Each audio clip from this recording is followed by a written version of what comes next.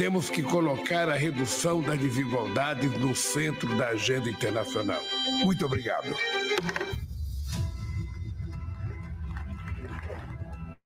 O G20 representa 2/3 da população e 85% das riquezas produzidas no planeta. Nos debates da presidência brasileira, 3 temas prioritários: combate à fome, reforma das instituições de governança global e desenvolvimento sustentável. Antes de chegar à cúpula no Rio de Janeiro, o G20 percorreu as 5 regiões do país.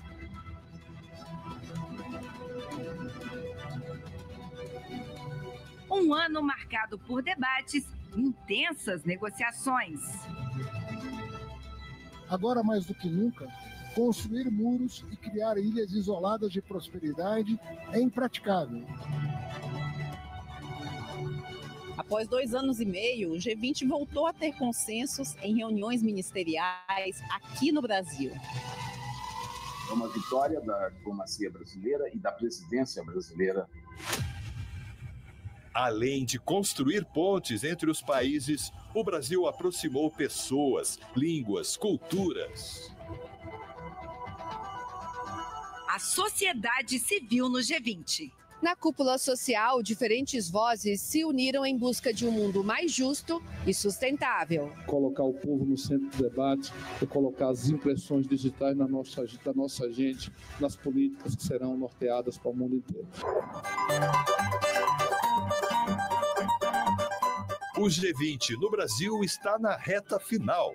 Líderes das maiores economias do mundo já estão aqui, no Rio, para fechar esse ano de trabalho e cooperação.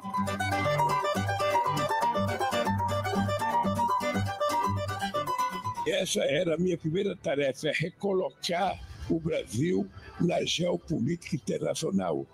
Ou seja, gritando para todo mundo, hoje o Brasil está aqui, o Brasil existe, o Brasil fala, o Brasil pensa.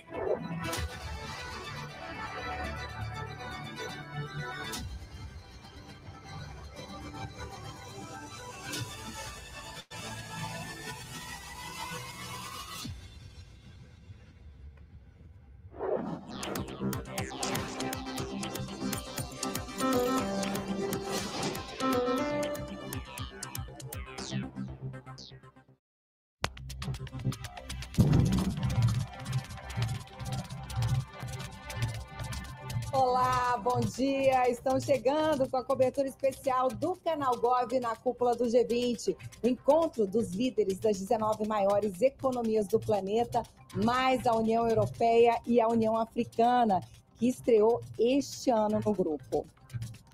Bom dia, Karine. Bom dia a você que nos acompanha aqui no Canal Gov. Seja muito bem-vindo. Esta aqui é a nossa casa nos próximos 2 dias de G20. Nós estamos no Vivo Rio, onde está instalado o Centro de Mídia. E daqui, gente, a imprensa do mundo todo vai acompanhar esta cúpula.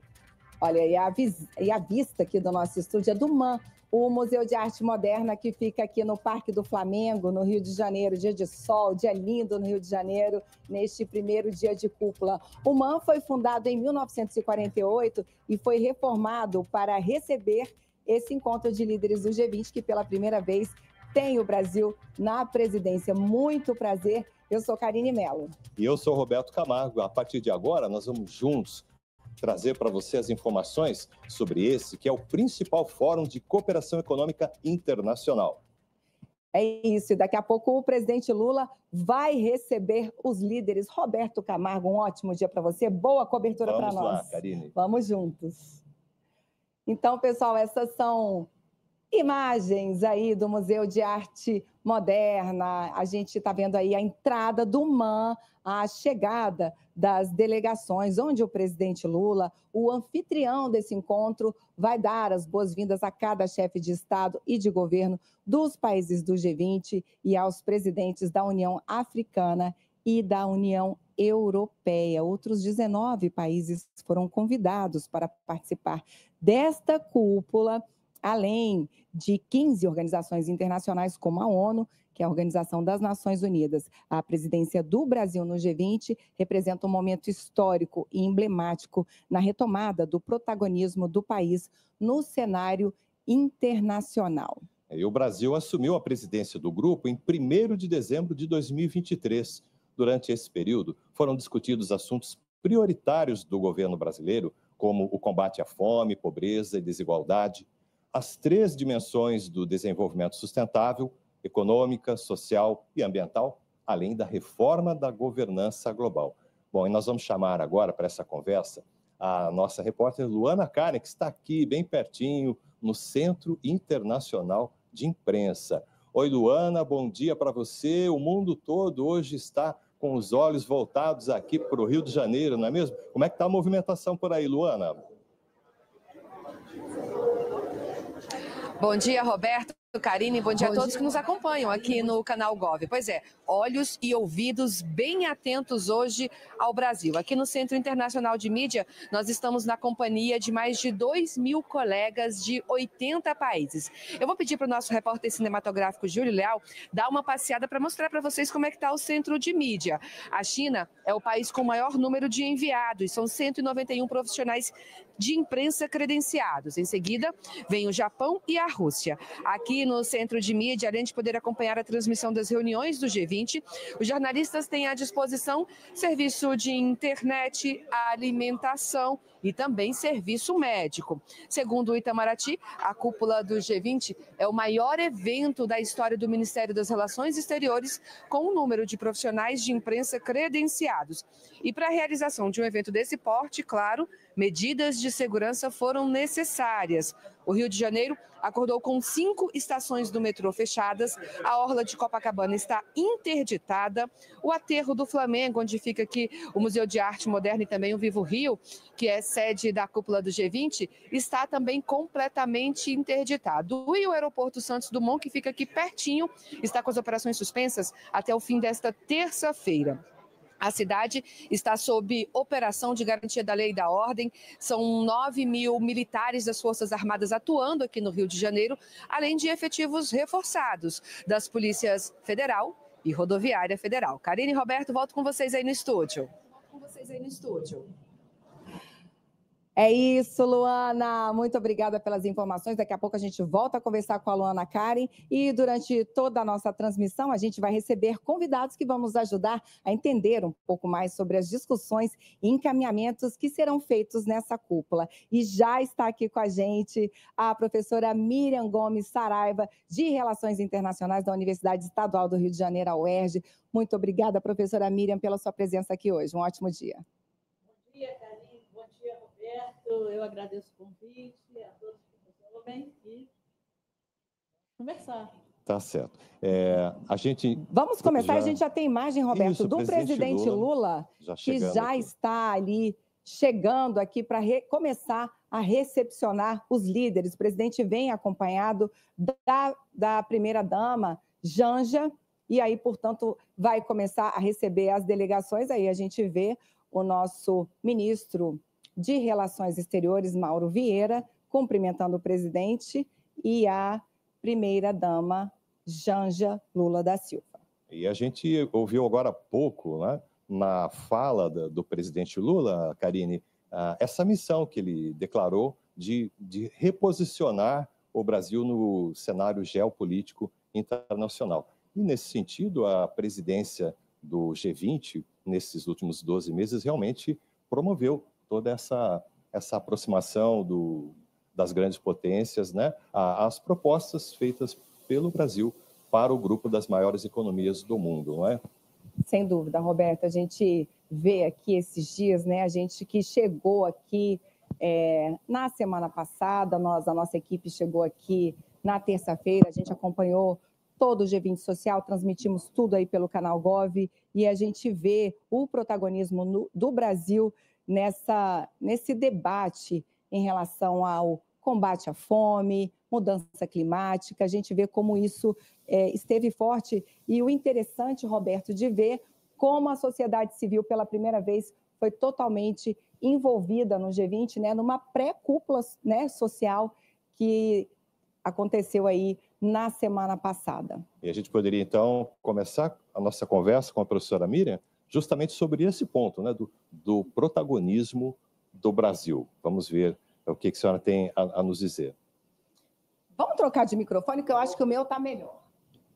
Olha só, o Brasil é um país que já de muitos anos, né, desde, na verdade, do princípio do século XX, que busca ocupar um papel mais importante no cenário internacional, em função do seu tamanho, da própria eficiência da diplomacia, da sua economia e outras questões. E, atualmente, né, nos últimos anos, o Brasil teve um comportamento muito irregular, no sentido, houve muitas mudanças entre um presidente e outro, com políticas exteriores diferentes, e isso afetou um pouco a imagem brasileira no exterior. O governo Lula, ele tenta recuperar isso, e ele tenta recolocar o Brasil num papel importante na política internacional, como um dos pensadores, um dos formuladores para a política internacional. E o que o G20 serve para isso? A presidência do G20 dá ao país o direito de formar a agenda do ano, a agenda que será levada à cúpula, a debate, e, portanto, o país tem a oportunidade de introduzir na agenda internacional os temas que lhe parecem mais relevantes. É isso. E agora a gente vai, o presidente já começa a receber.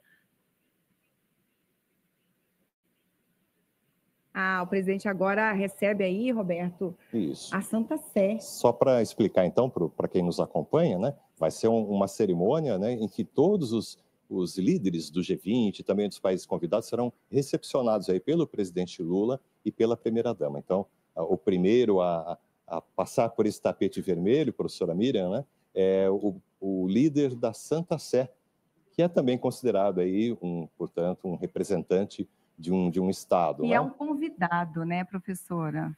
Sim, porque além dos países, né, que compõem o G20, o presidente do momento ele pode convidar outros países para assistirem à conferência. Então, outros 19 foram também convidados a participar nesse evento. É o cardeal Pietro Parolin, então, que você está vendo aí na sua tela, está aí atravessando o tapete vermelho, né, professor? E, além dele, outros convidados também, né? A gente viu aí que, além dos países que compõem o G20, muita gente vem também, olha lá, agora o representante da Santa Sé continua aí, você vê que é uma distância que é até longa, até chegar onde o presidente está, e esses convidados todos participam de que maneira? Eles só ficam observando? Não, eles têm a opção de falar, de sugerir questões, sugerir agenda, e de resto, sim, eles participam, mas o que eles não constam como os participantes do grupo que assinam no final. Tá certo. E só para pontuar, né, o representante da Santa Sé tem uma importância bastante grande a presença dele no Brasil, que é um dos países de maior população católica do mundo, né? Então, tem esse aspecto também do relacionamento. A gente vai fazer uma pausazinha aqui na nossa conversa. Exatamente, porque a gente vai professora. chamar a nossa Vanessa Leda, que está em Brasília. Vamos lá para o nosso estúdio em Brasília, porque a Vanessa também participa dessa cobertura com a gente. Olá, Vanessa Leda, um ótimo dia para você. Roberto, bom dia a você que nos acompanha aqui no Canal Gov. Nós estamos em Brasília, a postos, acompanhando todos os detalhes do G20. Ao longo de toda a transmissão, a gente traz aqui os destaques, as informações sobre a cúpula, comentários do nosso especialista convidado e ainda eu vou trazer para vocês as atualizações, a repercussão do G20 nas redes sociais, os comentários das autoridades que estão aí participando da cúpula no Rio de Janeiro. E aqui comigo no estúdio em Brasília está o professor de Relações Internacionais da Universidade de Brasília, Juliano Cortinhas. Professor, muito obrigada pela participação. Muito obrigado, é uma honra estar aqui com vocês. Vamos começar perguntando para o senhor a expectativa, o que a gente pode esperar dessa cúpula de chefes de Estado aqui no Brasil. A cúpula do G20 não é uma cúpula que obrigue os estados a tomar determinado comportamento. Então, ela não tem nenhum documento que vá obrigar os países a assumirem posturas específicas. Por outro lado, ela é uma cúpula de coordenação. O Brasil, como a professora Miriam Saraiva comentou, colocou pontos que são relevantes para nós na agenda, a questão da fome, do desenvolvimento, a questão do meio ambiente, das mudanças climáticas, das mudanças de matriz energética que são necessárias e também a reforma das organizações internacionais. Então, nesse sentido, são pontos que para a gente são muito especiais. Essa cúpula nos coloca como atores relevantes no sistema internacional de novo, nos recoloca, na verdade, e a partir disso a gente consegue tentar consensos entre os países para minimizar problemas que são extremamente relevantes hoje no sistema internacional. O senhor estava falando comigo a respeito do esquema de segurança, né, reforçado. Fala um pouco para a gente. Olha, várias medidas foram tomadas, né? São milhares de militares nas ruas em apoio às forças policiais do Rio de Janeiro. Há uma operação de GLO, de garantia da lei e da ordem, decretada pelo presidente. Além disso, há toda uma preparação para a proteção do espaço aéreo. Decretos foram aprovados no sentido de que a Força Aérea tenha condições de barrar possíveis aeronaves que se mostrem, né, agressivas. Então, há uma série de medidas de segurança, são mais de 20 líderes, né, de estados, fora os países convidados, e isso demanda uma logística enorme, né? Foi decretado feriado na cidade do Rio de Janeiro, então há toda uma preparação que demonstra, se bem sucedida, e espero que seja, né, que o Brasil tem capacidade de sediar um evento desse porte e de colocar a agenda internacional que lhe cabe. Você vê aí, Juliano, a presidenta do Novo Banco de Desenvolvimento, Dilma Rousseff, acaba de chegar. Presença bastante relevante também, né? A presidenta Dilma, além de ter tido, né, um papel relevante na nossa política domesticamente, hoje ocupa a presidência de um dos bancos com maior capacidade de investimento no mundo. Então, é alguém que tem muito a acrescentar para as discussões que nós teremos aí nos próximos dias. Maravilha, excelente. Você confere aí, então, as imagens ao vivo, a chegada da ex-presidenta Dilma Rousseff, presidenta do banco do BID, o BID que tem o Banco do BRICS, que tem um papel importante aqui na cúpula do G20, não é mesmo? Sim, o Banco dos BRICS se tornou uma alternativa a bancos de fomento do sistema internacional, né, como o FMI, como o próprio Banco Mundial, enfim, e é uma alternativa muito interessante para países do sul global, do chamado sul global, países em desenvolvimento, enfim, que conseguem tomar do Banco dos BRICS empréstimos a juros menores e a condições mais favoráveis. Então, a ideia central do Banco dos BRICS é ser justamente essa alternativa e que tem grande capacidade de investimento, principalmente a partir do poder econômico da China, né, que é a maior contribuinte do Banco dos BRICS. Então, é uma instituição bastante relevante, a posição que a presidenta Dilma ocupa hoje é de fato, importante. Inclusive, durante a cúpula social, dezenas de governos, organizações e entidades anunciaram aí compromissos, né, para erradicar a fome, a pobreza. Inclusive, o BID anunciou investimento de 25 bilhões de dólares. Quais são as iniciativas mundiais aí semelhantes com bons resultados? Olha, a própria cúpula do G20 Social, né, a própria reunião do G20 Social já é uma novidade. Isso foi algo que o Brasil criou para esta reunião. A África do Sul, que vai ocupar a próxima presidência do grupo, já se comprometeu a manter o G20 Social. Então, a ideia é que passe a ser uma tradição ter também representantes da sociedade civil, ONGs, enfim, outros tipos de participantes que não isolem os líderes mundiais do resto do povo, né? Você vê aí o secretário-geral da ONU. O que podemos dizer a respeito dele, professor? Olha, o Antônio Guterres, ele é um secretário-geral que já está há um bom tempo no cargo, mas que vem enfrentando muitas dificuldades, né? Ele está tentando revitalizar, tentando manter a relevância da ONU num momento em que o sistema internacional passa por crises profundas, a partir da guerra da Ucrânia, a partir da invasão de Israel na Palestina. São eventos que trazem uma repercussão muito negativa para uma organização internacional que deveria ter como seu principal objetivo manter a paz e vem fazendo esforços nesse sentido, mas é um momento de acirramento das relações entre as grandes potências e isso traz ao Guterres um prejuízo, né, e um trabalho bastante árduo para conseguir manter enfim, pelo menos um cenário de relativa estabilidade no sistema internacional. Você vai ver aí, ele vai ser recebido agora pelo ministro Mauro Vieira, pelo presidente Lula, olha aí.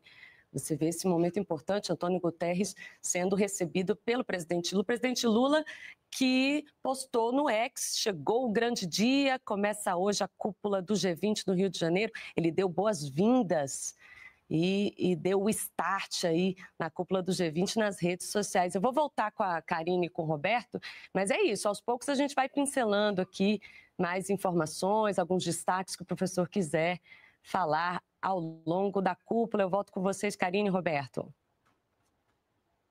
É isso, Vanessa. Obrigada. A gente segue aqui com a professora da UERJ, Miriam Saraiva. A gente viu aí o presidente da ONU, da Assembleia Geral da ONU, Antônio Guterres, e a gente teve recentemente a Assembleia Geral da ONU e o secretário-geral da Assembleia Geral da ONU, e recentemente houve a Assembleia, o Brasil abre sempre ali a Assembleia, e houve aí um discurso forte esse ano do governo brasileiro, né, de envolvimento aí, pedindo envolvimento mais forte dos líderes na questão da pobreza, na questão da mudança climática e da governança global, né, professora? Pois é.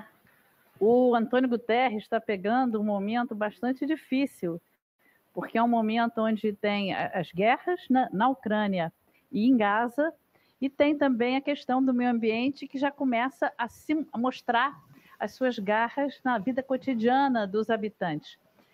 Então, e a ONU está pegando um momento também com muita polêmica. São temas onde não há um consenso. E o Antônio Guterres, ele tem não só se envolvido, mas ele tem sentido pressões de um lado, de outro, queixas em relação ao comportamento dele, e ele sempre fazendo muito esforço para manter a neutralidade num ambiente assim polarizado. Tá certo. Agora nós vemos a chegada aqui do diretor do Banco Mundial. Então, lembrando mais uma vez que além de líderes... presidente do Banco Mundial. Além de presidentes de nações, primeiros ministros, temos aí os representantes das principais instituições financeiras globais, né? A senhora falava, professora Miriam, do papel difícil hoje, né, do secretário-geral da ONU, mas e o Banco Mundial? Ele também tem que estabelecer prioridades num mundo aí em que o consenso está cada vez mais difícil, como a senhora colocou. Onde colocar o dinheiro hoje? Sim, o Banco Mundial também tem essas dificuldades, mas o Banco Mundial tem um processo decisório que facilita, porque se a ONU, cada país tem um voto, no Banco Mundial o voto é proporcional à quantidade de investimento que cada país faz. Então, o Banco Mundial acaba atendendo mais interesses dos países do norte, que têm mais recursos e que fazem mais investimentos no banco. Aí a gente vê, então, o presidente da Nigéria, Bola Tinubu. A Nigéria é o país mais populoso da África subsaariana e tem a maior economia da região. Participa do G20 deste ano, a convite do Brasil. A Nigéria quer aderir ao BRICS nos próximos 2 anos e defende também um lugar permanente no G20, professora. As nações africanas, professora, têm ganhado mais espaço nessa busca de consensos? Sim, sim. A própria participação da União Africana agora como membro, né, já é um indicativo de como as nações africanas estão ganhando peso. E no caso já do BRICS, já entrou a Etiópia, o primeiro país africano. Então, sim, e a Nigéria, que junto com a África do Sul é o país, né, maior PIB do continente, ele reivindica que também tem espaços nessas organizações. Interessante é que o Brasil, né, e toda a África tem problemas muito comuns, né, professora? Então, a gente compartilha aí de muitas mazelas. né? E o fato da África do Sul ser a próxima presidente, isso nos une também em várias questões, né? Dá força para essa continuidade de demandas, né, globais. Sim, creio que sim. Em princípio, tanto o Brasil quanto a África a América Latina, em termos gerais, foram colonizados por países europeus. Então, aí eles guardam heranças em algumas áreas semelhantes. E é verdade que o fato da África do Sul seguir o Brasil significa que muitos desses projetos, né, que o Brasil está tentando passar agora terão apoio no ano que vem, principalmente a questão da luta contra a fome e as desigualdades. Vamos chamar a Brasília, vamos chamar a Vanessa Leda, o professor Hortinho, para nos ajudar a comentar, a levar para o nosso telespectador o que está acontecendo nesse momento e os pontos importantes desse G20? Talvez fosse até interessante, eu gostaria de colocar uma pergunta, né, para o nosso convidado em Brasília. Quando se fala em cooperação, e o G20 surgiu com essa proposta de uma cooperação financeira, nos dias de hoje, professor, a gente tem um entendimento mais amplo, até por causa do cruzamento das agendas, né? Países menos desenvolvidos, teoricamente, seriam apenas beneficiários da ajuda dos países ricos, mas hoje os países menos desenvolvidos têm um papel muito importante para financiar, inclusive, né? E também na questão da preservação ambiental, do combate às mudanças climáticas, né? Qual é o entendimento que se tem nos dias de hoje sobre essa cooperação entre países mais desenvolvidos e menos desenvolvidos?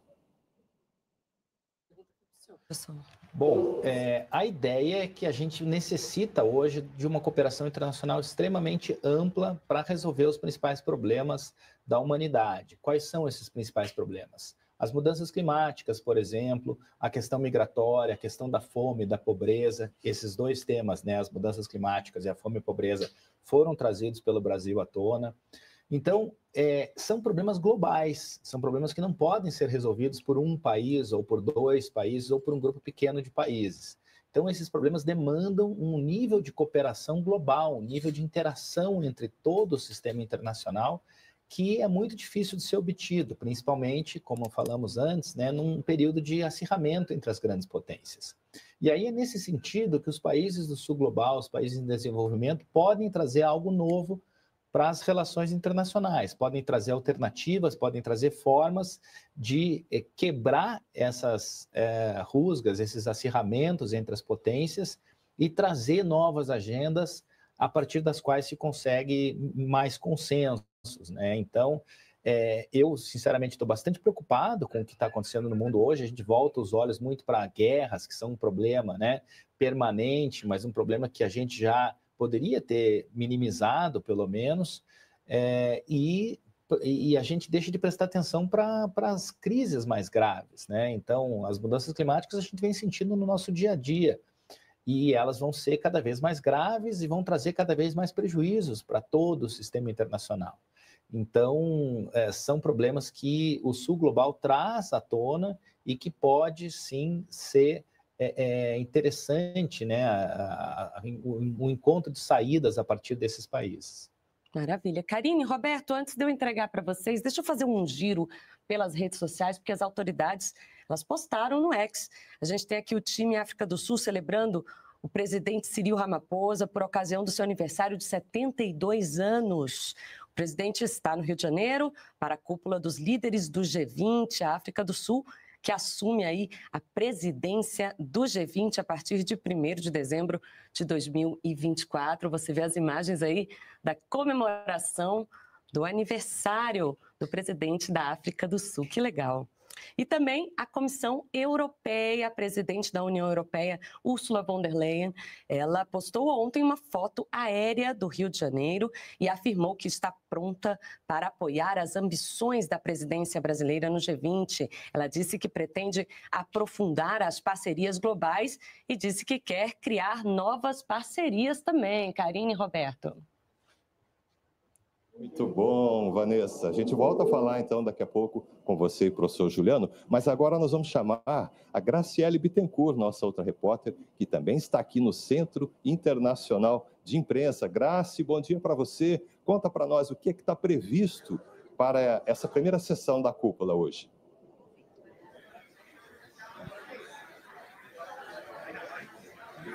Bom dia, Roberto. Olha, se as tendências atuais se mantiverem, 500 milhões de pessoas passarão fome no mundo em 2030.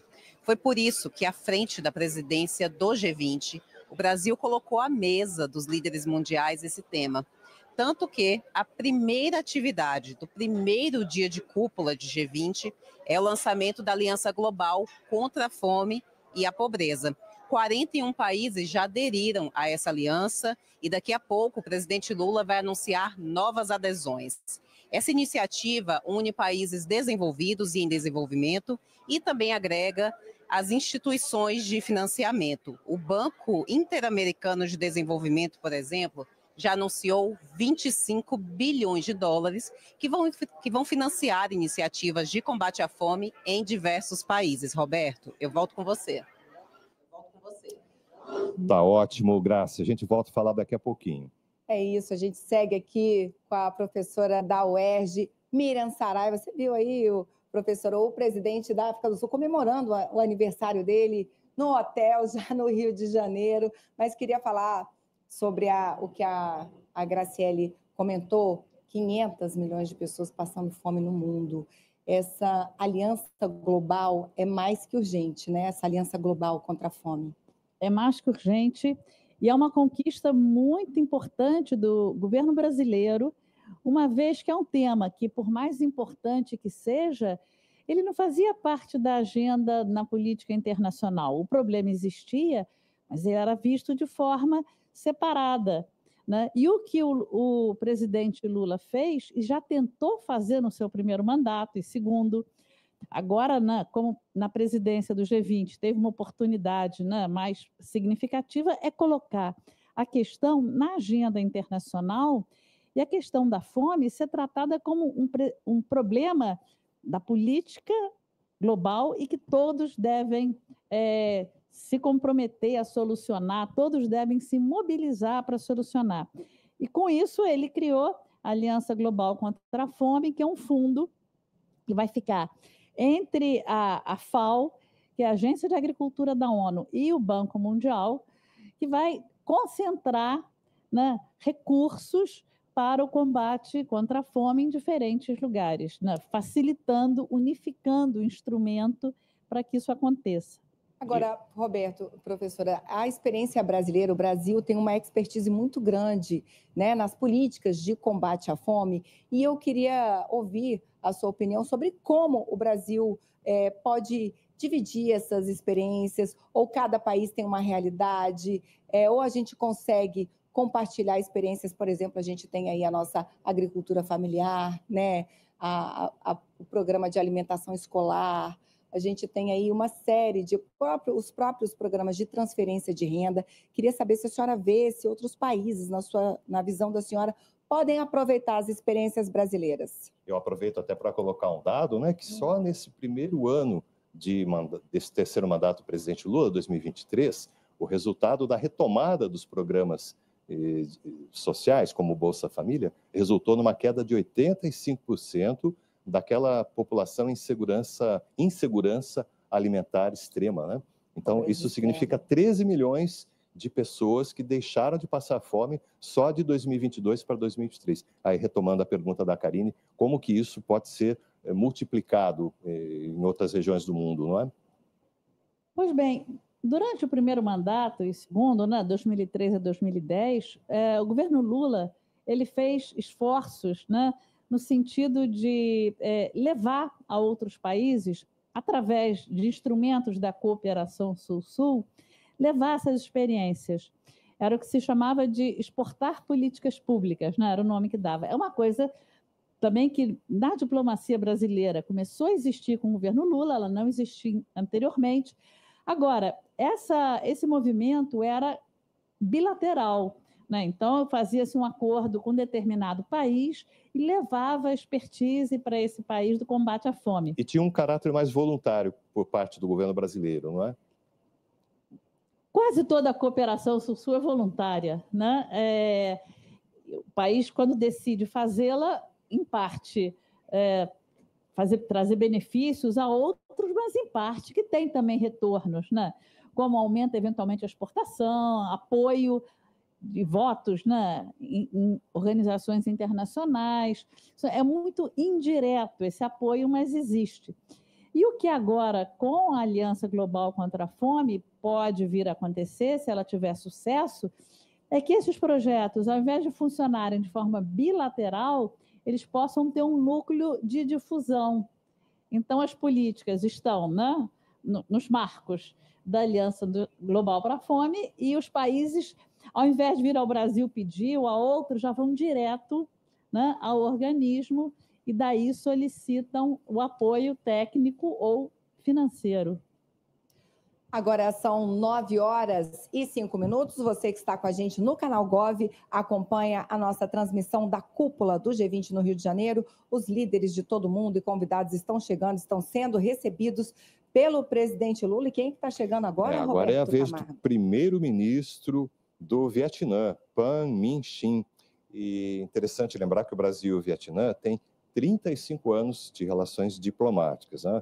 O Brasil é o maior parceiro comercial do Vietnã aqui na América. Os produtos mais importados pelos vietnamitas do Brasil são o milho, a soja, o algodão, ração para animais e também máquinas. O presidente Lula e a primeira-dama Janja, portanto, recebendo aí o primeiro-ministro do Vietnã e acompanhado, possivelmente, então, da sua esposa, né? Agora, a chegada de outro líder, Karine. Nós vamos ver aqui. O Roberto Camargo, eu estava pensando aqui, professora, como o Brasil, a importância de um evento como esse. É claro que a gente sabe, né, que sediar uma cúpula do G20, das maiores economias do mundo, é importante, mas o Brasil, como é que a senhora avalia o papel do Brasil neste momento? Como é que o Brasil está sendo visto nesse momento, enquanto a gente acompanha aí imagens da delegação aí da Noruega, do primeiro-ministro da Noruega, está chegando nesse momento, Brasil em total protagonismo no mundo, não é isso, professora? É isso. E o presidente Lula, ele já era bastante conhecido, né? E do presidente Lula, quando ele chega à presidência, já se esperava que ele ia conseguir recolocar o Brasil nesta posição de líder global, né? O presidente, nesse caso, além de estar no G20, ser presidente do G20, tem que ter um comportamento ativo no que diz respeito à política externa, fazendo a chamada diplomacia presidencial, que ao presidente Lula é muito bem-vinda, ele faz, né, com muito afinco, para falar a verdade. Com isso, é importante porque projeta muito mais o Brasil, coloca o Brasil na agenda internacional, nas manchetes, nos comentários.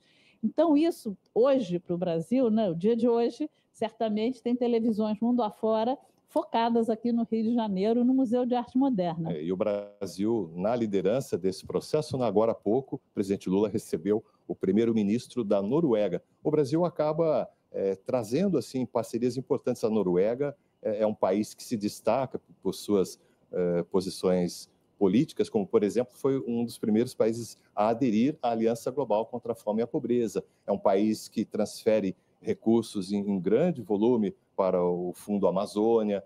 Então, o Brasil tem liderado realmente esse processo de trazer outras nações para essas prioridades estabelecidas, não é? Pode falar, por favor, professora. Não, sim, uma das vantagens, né, de ser o presidente do G20 é que pode convidar e atrair aqueles países com os quais se tem áreas de interesse compartidas. No caso da Noruega, é o Fundo Amazônia é o principal, né? Que a Noruega é o principal doador. A gente está vendo aí a presidente da Noruega, Samia Tanzânia, presidente da Noruega, o Roberto Camargo. E eu estava querendo saber aqui da nossa professora, doutora da UERJ, quando a gente fala em aliança global contra a fome, professora, o que ainda impede alguns países de aderirem, né? É uma adesão, mas o que ainda... o que os países ficam ainda... O que demora essa decisão para alguns países? Só para pontuar, né, a Tanzânia é um país africano em desenvolvimento e que demonstra interesse em se engajar com esse grupo para promover as suas prioridades econômicas, sociais e ambientais. depende das prioridades de cada país, né? Um país pode ter outras prioridades. Muitos países têm até programas de combate à fome, mas ou bilaterais, ou dentro, por exemplo, dos marcos da União Europeia. Então, é uma questão de escolha do país decidir o que para ele por que canal é mais conveniente proceder.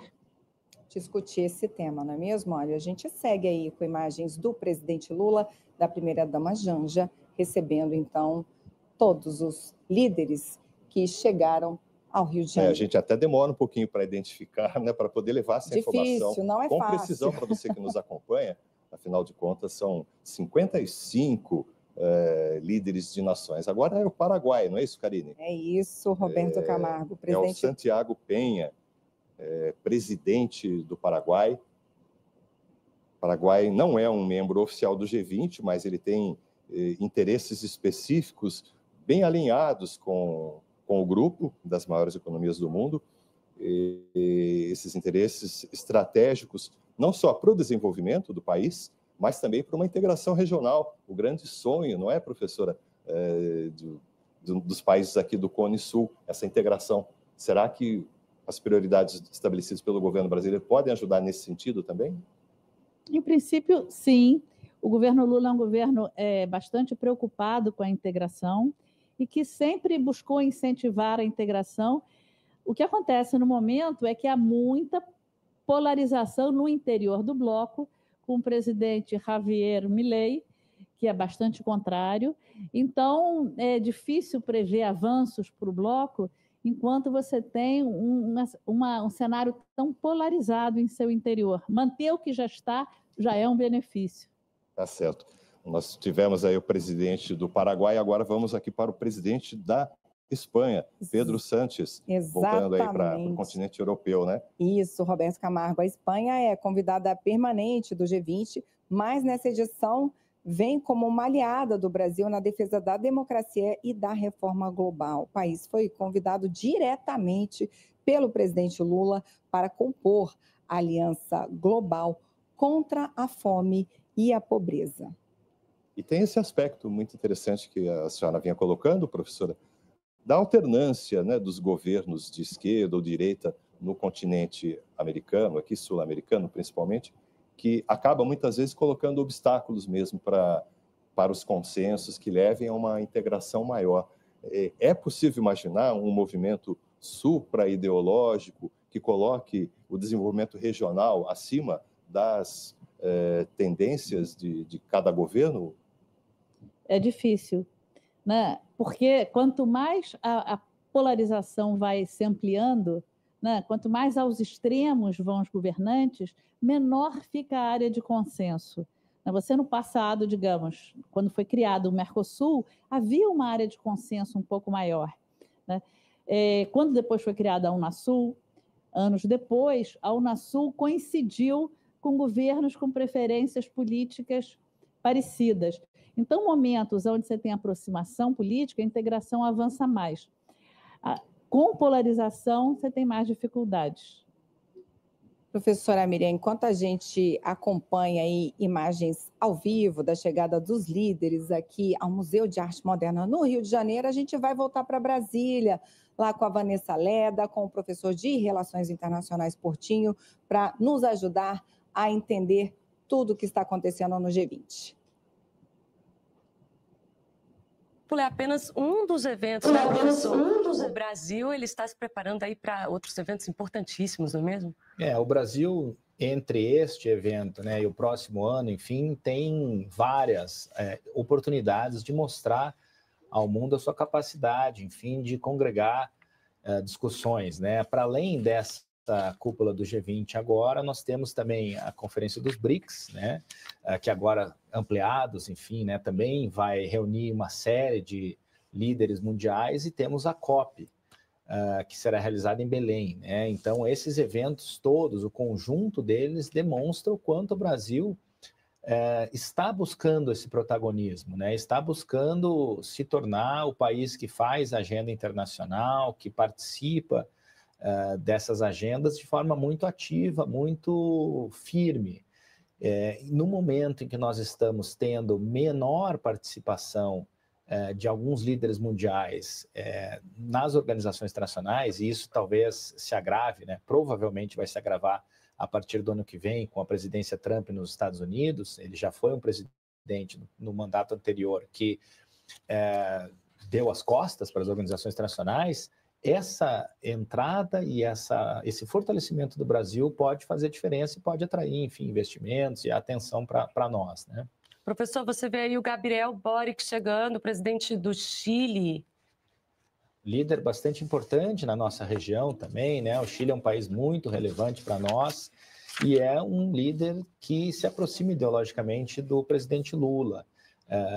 Tem um viés à esquerda, é claro que com várias diferenças em relação à presidência Lula, mas é um líder que o Lula tem, né, muito apreço por ele, e eles têm uma aproximação bastante relevante, né? É um país muito importante para nós e interessante, né, ter sido convidado, enfim, para a cúpula também. Você vê que o Chile é um dos países que manifestou interesse em aderir à Aliança Global contra a Fome e a Pobreza, essa que é a principal iniciativa brasileira à frente da presidência do G20. Essa manifestação, feita por Gabriel Boric, ocorreu em agosto deste ano, quando o presidente Lula fez uma visita oficial ao Chile. Agora, professor, o senhor estava falando dessa questão do protagonismo brasileiro e da união aí do Sul global. A gente vê isso na Troika agora, né? África do Sul, Brasil e a Índia que antecedeu. Fala um pouco para a gente a respeito disso. O G20 tem na sua estrutura uma instituição, né? Não sei se podemos chamar de instituição, mas enfim, tem uma forma de trabalho chamado de Troika. O que é a Troika? São as 3 presidências do G20 operando conjuntamente para manter uma continuidade dos temas, né? Então, a presidência anterior, a presidência atual e a próxima. A presidência anterior foi ocupada pela Índia no ano passado, esse ano é o Brasil e no ano que vem a África do Sul. São países muito próximos que fazem parte do IBAS, né, de uma associação específica de Índia, Brasil e África do Sul, e são países também que compõem os BRICS, entre outros interesses em comum no cenário internacional. Então, ter 3 países do Sul Global fazendo parte conjuntamente da Troika nos dá uma certa segurança de que os temas que interessam mais aos países subdesenvolvidos vão ser os principais, né, desses 3 anos. O Brasil já está coordenando muita coisa com a África do Sul para o próximo, né, para a próxima cúpula no ano que vem. Deixa eu ver aí também imagens ao vivo, olha aí, o emir do Catar, Tamim bin Hamad Al Thani. Em novembro do ano passado, Lula e o emir do Catar, eles participaram de uma reunião bilateral em Doha. Os dois trataram de oportunidades de investimentos, ampliação do cardápio de comércio exterior, parceria na organização do G20 e ainda um olhar para a geopolítica do Oriente Médio. O Catar, que tem uma carteira de investimentos diversificada no Brasil. É isso aí. Agora imagens lindas do Rio de Janeiro e eu volto com vocês, Karine e Roberto. Tá certo. Vanessa, se for possível, eu gostaria até de ouvir o seu convidado, o professor Juliano, sobre essa relação do Brasil com os países do mundo árabe. É uma relação que, do ponto de vista econômico, tem crescido bastante, né?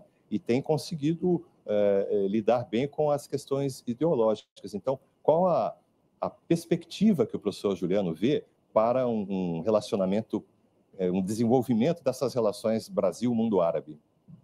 Olha, o presidente Lula tende a ser bastante pragmático na forma de lidar com as relações internacionais pela condição do regime político desse país ou pela capacidade desse país de, enfim, né, fazer entregas à sua população domesticamente, né? Então, a ideia do Lula principal é ele diversificar parcerias. Isso foi um marco nas 2 primeiras gestões e se torna um marco agora também, né? Os países árabes já foram parceiros comerciais importantíssimos do Brasil nos anos 70, até pelo menos nos anos 60, 70, até as crises do petróleo, ali, eles foram parceiros muito interessantes, né? Nós, inclusive, exportávamos produtos manufaturados, em grande medida a eles, né? Armamentos, inclusive carros, enfim, né? E importávamos petróleo. Essa relação depois caiu bastante e hoje a gente está buscando uma retomada com esses países. Então, a perspectiva é de que haja, né, uma reaproximação forte, enfim, nesse sentido de diversificar parcerias, né, de não, para falar uma expressão um pouco mais coloquial, de não colocar todos os ovos na mesma cesta, ou seja, não dá para a gente comercializar só com os Estados Unidos e China, ou Europa, por exemplo. Nós temos que ter muitas parcerias fortes no sul global, porque isso faz com que, se houver uma crise internacional de grande monta, a gente possa ter alternativas. Isso já se mostrou historicamente relevante e é uma busca que o governo brasileiro tenta fazer novamente. Já existe algum movimento, ou aparenta algum movimento dos países árabes com a Aliança Global contra a Fome e a Pobreza? Olha, já há um interesse, né? Na verdade, esse interesse é global, não só dos países árabes, enfim, mas a gente vem observando, né, vários comentários no sentido que, por exemplo, o Chile já aderiu, né? Enfim, a Noruega, outros países. Então, não é algo que me pareça que vá ter a adesão de um grupo específico de países, né? E quanto mais países aderirem, mais ela tende a ser bem-sucedida. Os países árabes já, enfim, alguns deles, né, pelo menos, já demonstraram interesse. E isso fortalece certamente a iniciativa, já que nesses países também há muita pobreza, muita fome, enfim, eles não vão ser certamente só contribuintes, né, mas vão também absorver benefícios da aliança. É isso. Karine, Roberto, eu volto com vocês. Maravilha, Vanessa Leda. A gente pega daqui, a gente segue aí transmitindo para você que acompanha o canal Gov a chegada dos líderes à cúpula do G20 aqui no Rio de Janeiro. A gente tem intercalado aí imagens da chegada dos líderes com imagens do Rio de Janeiro, que tem dia ensolaradíssimo. Depois que a gente teve um G20 social chuvoso, agora dias de muito sol aqui no Rio de Janeiro. A temperatura hoje na casa dos 24 graus. E a Luana Karen está lá no Centro de Imprensa Internacional e vai contar para a gente como é que estão as coisas por lá. Oi, Luana. Oi, Karine. Olha, não para de chegar gente aqui no Centro de Mídia. Ao todo, são 2.353 profissionais de imprensa credenciados de 80 países. A China enviou a maior delegação, seguida aí do Japão e da Rússia. Vou dar mais algumas informações aqui sobre a cidade do Rio de Janeiro, que hoje e amanhã pode ser chamada de capital do mundo, né? Sem erro. A cidade está com alta ocupação na rede hoteleira e, como você lembrou, Karine, depois de uma semana de Rio de Janeiro chuvoso, a cidade fica triste, mal-humorada. Hoje amanheceu um céu incrível, faz calor, faz sol e os nossos convidados estrangeiros podem então apreciar toda a beleza da cidade maravilhosa. Bom, o foco desse G20, como vocês estão discutindo aí nos estúdios, com os nossos especialistas, é o combate à fome, a mudança do clima, a própria Organização das Nações Unidas e, especialmente, o Conselho de Segurança da ONU, que tem 5 membros permanentes e com poder de veto sobre qualquer outra decisão. A declaração final dessa cúpula já está sendo discutida entre os diplomatas dos diferentes países e deve ser divulgada após o encerramento da cúpula. Amanhã, na sessão de encerramento, o presidente Lula passa, então, a presidência do G20 para Cyril Ramaphosa, da África do Sul, que sediará o próximo G20. Lembrando que o Brasil é o presidente do G20 de forma temporária desde o dia 1º de dezembro do ano passado, e a presidência brasileira termina agora no dia 30 de novembro. Volto com vocês aí no estúdio. Obrigada, Luana Karen. E quem está chegando agora é o presidente de Angola, não é isso, Roberto Camargo? Esse mesmo, é o João Manuel Gonçalves Lourenço. Ele foi convidado pelo presidente Lula para participar desta cúpula do G20. Angola demonstrou interesse especificamente pela transição, especialmente, né, pela transição do uso de combustíveis fósseis para fontes de energia limpas e renováveis. Esse é um ponto interessante, professora Miriam, para a gente abordar aqui, né? Um país em desenvolvimento, assumindo também um protagonismo na transição energética. Sim, e Angola tem produção de petróleo e o fato de querer mudar, né, é uma coisa importante, porque não é porque não tenha, mas porque acredita que tenha um mundo melhor com combustíveis não fósseis. Ô, professora, até queria abordar aqui com a senhora a questão dos biocombustíveis, né? O presidente Lula também foi protagonista nessa questão, né? Quando começou ali lá atrás, ainda em 2003, ali a querer fazer testes com mamona, né? Com os biocombustíveis. Isso o Brasil há muito tempo vem tratando já dessas questões climáticas, essa transição aí energética, né? Sim, é verdade. Porém, durante os primeiros mandatos de Lula, quando ele investiu muito nesses combustíveis, foi quando se descobriu o pré-sal.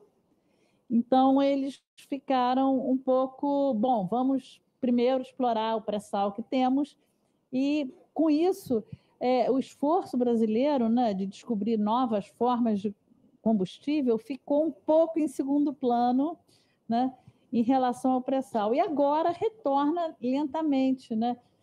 Quanto mais a questão ambiental se complica, né, com mais força retorna essa iniciativa.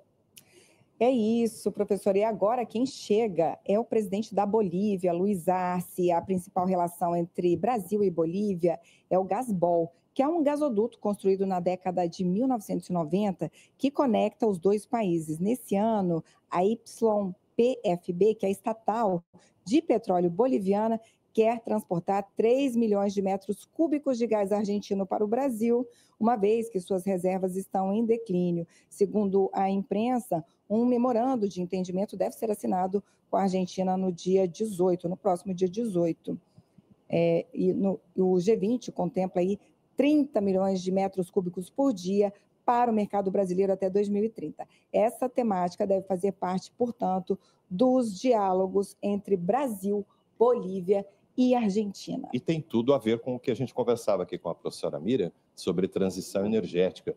Quer dizer, a gente pode até trazer o professor Juliano para essa conversa, num cenário aí em que o mundo busca a substituição dos combustíveis fósseis pelos combustíveis sustentáveis, fontes de energia sustentáveis, existe ainda uma certa dependência, isso fica evidente nessa relação Brasil-Bolívia, de combustíveis fósseis. Como tratar das duas demandas, professor?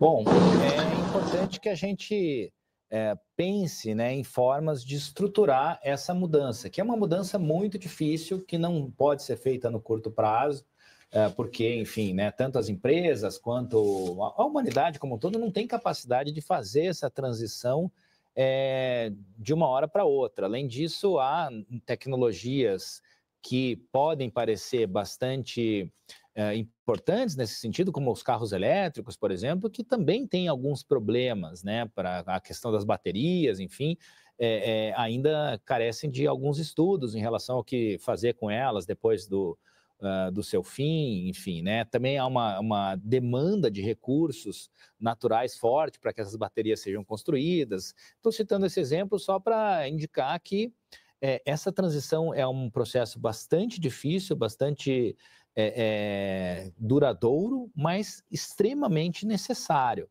Então, o próprio Brasil, por exemplo, né, fala muito na mudança da matriz energética, mas a gente está hoje discutindo uma questão relevante em relação à exploração de petróleo na Amazônia, né? Enfim, então parece ser uma contradição, mas de fato a grande questão é que a gente não tem como abandonar o petróleo de uma hora para outra. Então esses pontos de discussão eles são relevantes e novas tecnologias surgem a cada dia. O fato é que as mudanças climáticas são o principal problema a ser enfrentado pela humanidade hoje, porque é um problema estrutural, é um problema que pode impedir a existência da humanidade no planeta Terra em alguns anos, né? Os índices de aumento da temperatura média no globo são mais altos do que as imagens, os cenários pessimistas previstos pelos estudiosos do tema.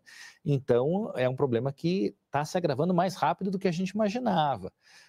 Temos sentido os efeitos dessas mudanças climáticas, né? Aqui no Brasil, o caso do Rio Grande do Sul, a gente nem precisa mencionar, porque a gente sempre se lembra dele quando fala de mudanças climáticas, mas o fato é que esse tipo de evento ele vai se tornar cada vez mais constante, não há muita escapatória no curto prazo.